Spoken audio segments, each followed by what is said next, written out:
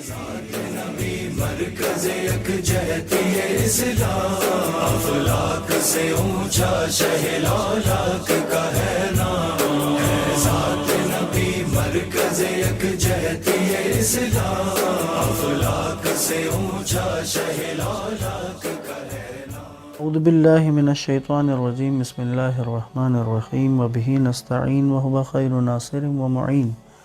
الحمد للہ رب العالمین، الرحمن الرحیم، مالک یوم الدین، الصلاة والسلام علی اشرف الانبیاء والمرسلین، حبیبنا وحبیب الہ العالمین، الذی سمی فی السماء احمد وفی الارضین بابی القاسم محمد صلی اللہ علیہ وآلہ وسلم وعلی آلہ الطیبین الطاہرین المعصومین، ولعنۃ الدائم علی اعدائہم اجمعین من یوم عداوتہم الی قیام یوم الدین۔ السلام علیکم ورحمۃ اللہ وبرکاتہ۔ سیرت النبی آڈیو سیریز کی 16ویں قسط میں خوش آمدید۔ کل کی قسط میں ہم نے آغاز کیا تھا عربستان کے حالات کو بیان کرنے کے لیے، رسول اللہ سے پہلے کے جو حالات تھے۔ عرض کیا تھا کہ ایک واقعہ ہے اور اس کا تعلق سورہ انعام کی آیت نمبر 152 اور 153 کے ساتھ ہے۔ واقعہ کچھ یوں ہے کہ مدینے کا رہنے والا تھا ایک شخص، اسعد ابن زرارہ۔ اسعد ابن زرارہ کا واقعہ یہ ہے کہ مدینہ کے دو قبیلوں اوس و خزرج کے درمیان سال ہر سال سے آپس کی ان کی جنگیں چلتی تھیں، اور یہ جنگ کا بازار، جنگ کی بٹی گرم ہی رہی۔ ایک مرتبہ خزرج کے سرداروں میں سے ایک اسعد ابن زرارہ نے مکہ کا سفر کیا تاکہ قریش کی اقتصادی و جنگی مدد حاصل کر کے اپنے 100 سالہ حریف اوس کی سرکوبی کر سکے۔ اس نے مکہ پہنچ کر اپنے دیرینہ مراسم کی بنا پر عتبہ ابن ربیعہ کے گھر کا رخ کیا اور مدد کی درخواست کی۔ عتبہ ابن ربیعہ یہ ہندہ کا باپ ہے، ابو سفیان کا سسر، تو یہ وہ ایک نسبت سرداروں میں سے تھا، مکہ کے قریش کے سرداروں میں سے۔ تو یہ اسعد ابن زرارہ عتبہ ابن ربیعہ کے گھر آیا اور اس سے مدد کی درخواست کی۔ تو عتبہ نے اس کو جواب دیا کہ ہم آپ کی درخواست کا مثبت جواب نہیں دے سکتے، اس لیے کہ ہم لوگ آج کل ایک داخلی خلفشار میں مبتلا ہیں۔ ایک ایسا آدمی ہمارے اندر سے اٹھ کھڑا ہوا ہے جو ہمارے خداؤں کو برا کہتا ہے، ہمارے بزرگوں اور سمجھدار لوگوں کو احمق اور کم عقل کہتا ہے۔ اس نے اپنی شیرینی زبان سے ہمارے جوانوں میں سے ایک گروہ کو اپنا گرویدہ بنا لیا ہے اور اس طرح ہمارے اندر پھوٹ ڈالی ہے۔ یہ آدمی موسم حج کے علاوہ شیب ابی طالب میں رہتا ہے، حج کے موسم میں باہر آتا ہے اور حجر اسماعیل پر بیٹھ کر لوگوں کو اپنے دین کی دعوت دیتا ہے۔ یعنی عتبہ نے رسول اللہ کے بارے میں ایک منفی تاثر جو ہے وہ اس اسعد کے سامنے رکھ دیا۔ تو اسعد نے قریش کے دوسرے سرداروں سے رابطہ قائم کیے بغیر مدینہ واپس جانے کا فیصلہ کر لیا، کیونکہ اس کو اندازہ تھا کہ اگر عتبہ نے ساتھ دینے سے انکار کیا ہے تو باقی اور بھی لوگ اس طرح سے ساتھ نہیں دیں گے۔ یوں اس نے بغیر قریش کی کوئی مدد حاصل کیے اور باقی دوسرے سرداروں سے رابطہ کیے بغیر ہی واپسی کا اس نے پلان بنا لیا۔ تو جب اس نے منصوبہ واپسی کا بنا لیا تو پرانی رسم تھی اس علاقے کی کہ وہ جب بھی مکہ سے نکلنا چاہتے تھے تو کعبے کی زیارت کرتے تھے جا کے۔ تو عتبہ نے اسے ڈرا دیا۔ عتبہ نے کہا کہ اگر تم وہاں گئے اور دوران طواف تم نے رسول اللہ کے بارے میں کہا کہ اگر تم نے ان کی آواز سن لی، ان کی باتیں سن لی، تو ہو سکتا ہے کہ تمہارے دل پہ اثر ہو جائے۔ اور اس کے بعد وہ منع کر رہا تھا عتبہ اس کو وہاں جانے سے، یعنی کعبے کے طواف سے، کیونکہ وہاں رسول اللہ بھی موجود تھے۔ تو اسعد کے لیے یہ اس کے لیے مناسب نہیں تھا کہ وہ بغیر طواف کیے کعبے سے بغیر اس کے چلے جانا، اس کو ٹھیک نہیں لگ رہا تھا۔ آخرکار جب اس نے اصرار کیا، یعنی عتبہ کہہ رہا تھا کہ نہیں جانا اور اسعد کہہ رہا تھا کہ میں تو طواف کے لیے جاؤں گا کعبے کے لیے،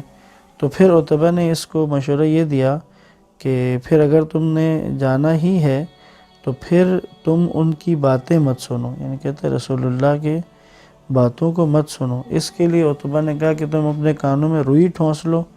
تو اس روئی ٹھونس لینے سے تمہیں ان کی آواز نہیں آئے گی، تو تو پھر تم باتیں نہیں سنو گے۔ اسعد نے مسجد الحرام میں اس نے داخل ہو گیا، کانوں میں اس نے روئی ڈالی ہوئی تھی اور اس نے طواف شروع کیا۔ پہلے ہی طواف میں اس کی نگاہ پیغمبر اسلام صلی اللہ علیہ وآلہ وسلم پر پڑی تو اس نے اعراض کرنا چاہا۔ ظاہر ہے کہ اس نے کانوں میں روئی ٹھونسی ہوئی تھی عتبہ کے کہنے پہ، تو اس نے دیکھا کہ رسول اللہ وہاں پر تھے اور بنی ہاشم ان کی حفاظت کے لیے ان کے ساتھ تھے، بنی ہاشم کے کچھ لوگ، اور اللہ کے نبی بات کر رہے تھے بعض لوگوں سے۔ تو یہ بھی اب جب اس نے طواف یہ کرتا رہا، پھر اسے خود ہی احساس ہوا اپنے اس احمقانہ حرکت کے اوپر۔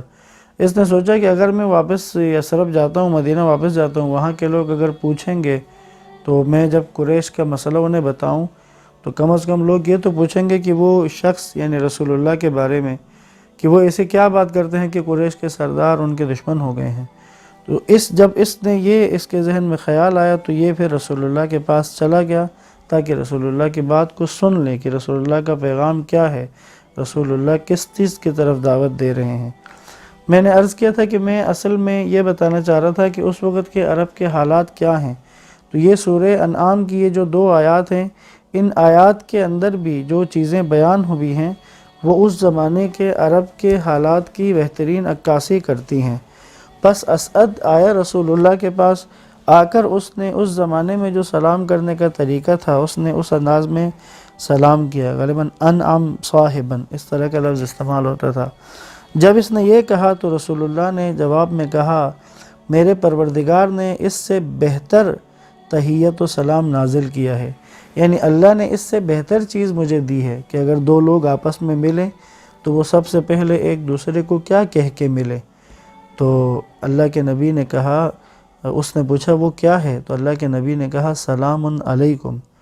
کہ میرے لیے میرے پروردگار نے 2 لوگوں کے آپس کے ملتے وقت جو پہلا جملہ وہ ایک دوسرے سے کہیں وہ سلام علیکم ہے۔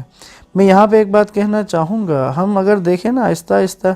ہمارے اندر سے کچھ چیزوں کو آہستہ آہستہ ختم کیا جا رہا ہے، چاہے وہ میڈیا کے ذریعے ہو، ڈراموں کے ذریعے ہو، اور بہت سارے ذرائع ہیں کہ جن کے ذریعے ہمارے اندر سے کچھ اقدار کا خاتمہ ہو رہا ہے۔ جیسے اب سلام علیکم کی جگہ بہت ساری چیزیں آ گئی ہیں، اب ہیلو ہائی کی طرف جا رہے ہیں، ہائی اور ہیلو، جبکہ بہت خوبصورت چیز اللہ کے نبی کے ذریعے ہم تک آئی ہے کہ ایک دوسرے کو جب بھی ملیں تو سلام علیکم کہنا۔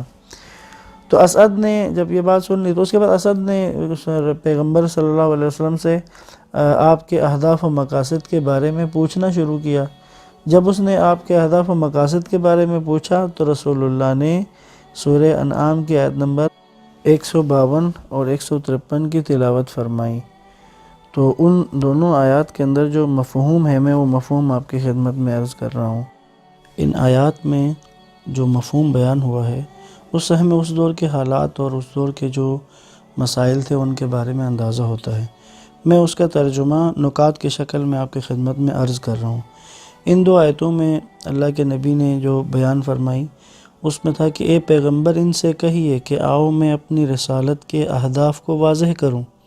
میرے اہداف یہ ہیں، نمبر 1، میں اس لیے مبعوث ہوا ہوں کہ شرک و بت پرستی کا خاتمہ کروں۔ 2، میرے پروگرام میں ماں باپ سے حسن سلوک اور نیکی کی حیثیت سب سے زیادہ ہے۔ نمبر 3،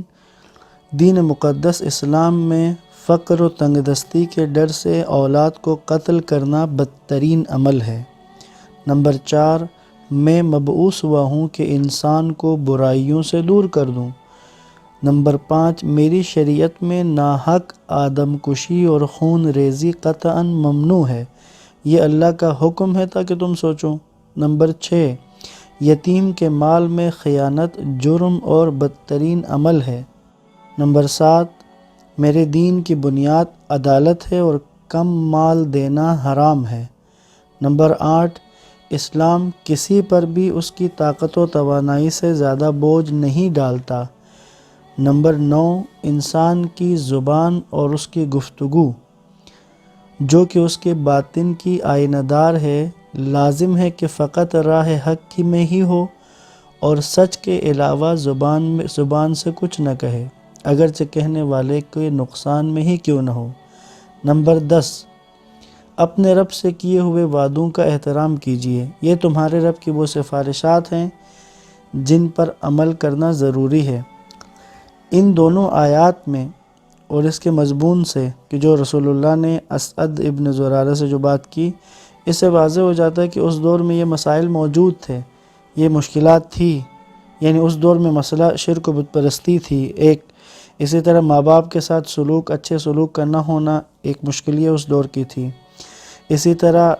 اولاد کا قتل کرنا، بعض لوگ اپنی غربت اور فقر کی وجہ سے اپنی اولاد کو قتل کرتے تھے، جیسے بیٹیوں کا زندہ درگور کرنا، اسی طرح برائیوں کا شکار تھے، ان سے اللہ کے نبی نے کہا میں ان سے نکالنے کے لیے آیا ہوں، اور ناحق قتل اور خون ریزی کو ممنوع قرار دیا، کہ جیسا عرض کیا تھا کہ ایسی جنگیں بھی تھی کہ جو فقط اونٹ کو پانی پلانے کی وجہ سے آپس میں جنگیں رہیں۔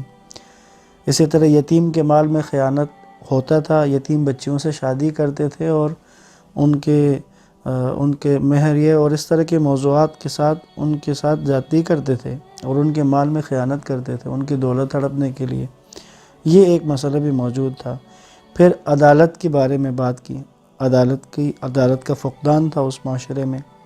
اسی طرح کم مال دینا، یعنی کسی کو خریدار کو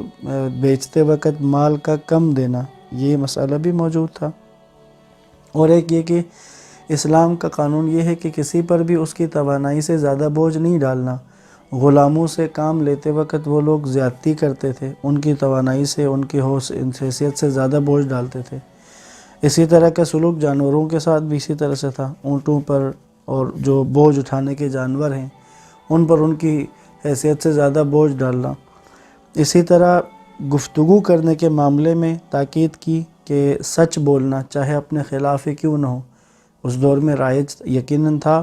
کہ اپنے مفاد کے لیے یا اپنے قبیلے کے لیے یا اپنے حمایتی افراد کے لیے، ان کے لیے ہو سکتا ہے کہ وہ جھوٹ بھی بولتے تھے، یہ چیز بظاہر رائج تھی، اسی لیے قرآن نے اس کو بیان کیا اور کہا اپنے رب سے کیے ہوئے وعدوں کا احترام کیجیے، اللہ سے کیے ہوئے وعدے کا احترام کرنا، ظاہر ہے کہ ان میں بے احترامیاں تھی، وعدہ خلافی کرتے تھے، اس لیے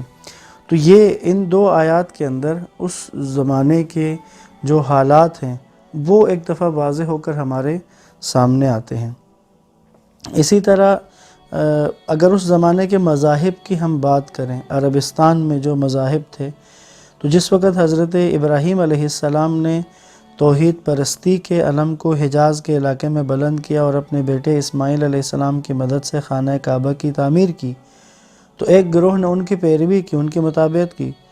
تو حضرت ابراہیم علیہ السلام کی تبلیغات اور ان کی تعلیمات سے بہت سے لوگوں کے دل نور توحید سے منور ہوئے۔ البتہ حضرت ابراہیم علیہ السلام اور حضرت اسماعیل علیہ السلام کی موجودگی اور ان کی تبلیغات سے اس معاشرے کا کتنا حصہ توحید کے نور سے منور ہوا، یا کتنی تعداد میں لوگ اس سے ہم آہنگ ہوئے، اس کو قبول کیا، اس بارے میں کچھ معلوم نہیں ہے، اس حوالے سے کچھ کہہ نہیں سکتے۔ مولا علی علیہ السلام نے عربوں کی مذہبی حالت کے بارے میں جو تشریح فرمائی ہے نہج البلاغہ کے خطبہ نمبر 10 میں، مولا فرماتے ہیں اس زمانے کے لوگ گوناگوں مذاہب میں بٹے ہوئے تھے اور مختلف بدعتوں میں گرے ہوئے تھے، طوائف الملوکی انتشار و افتراق کا شکار تھے، کچھ لوگ خالق کو مخلوق سے تشبیہ دیتے تھے اور اس کے لیے اعضاء و جوارح کے قائل تھے، اور کچھ لوگ اس کے نام میں تصرف کرتے تھے، پرستوں کی مانند جو لات کو اللہ اور عزا کو عزیز سے اخذ کرتے تھے، اور کچھ لوگ اس کے غیر کی طرف اشارہ کرتے تھے۔ خداوند تعالیٰ نے انہیں رسول کریم صلی اللہ علیہ وآلہ وسلم کے وسیلے سے گمراہی کی تاریکیوں سے نکال کر ہدایت کی روشنیوں سے آشنا کیا۔ امیر المومنین کے اس خطبے کے اس حصے سے ہمیں لیے واضح ہے کہ لوگ مذاہب کے اعتبار سے ان کے ہاں یہ ایک مشکل موجود تھی کہ وہ خالق کو مخلوق سے تشبیہ دینا اور اسی طرح خدا کے لیے اعضاء و جوارح کے قائل ہونا، اور پھر بتوں کے ناموں کے بارے میں کہ یہ نام اسی سے اخذ ہوئے ہیں۔ تو غرض رسول خدا کی آمد سے پہلے عرب کے جو مذاہب تھے اس پر کچھ اور باتیں بھی ہیں، کچھ اور مذاہب جو اس زمانے میں رائج تھے، ان پر بھی میں بات کروں گا انشاءاللہ۔ آج کی بات یہیں پر اختتام کرتے ہیں، کل کی گفتگو میں بات کو یہیں سے آگے لے کر بڑھیں گے۔ والسلام علیکم ورحمۃ اللہ وبرکاتہ۔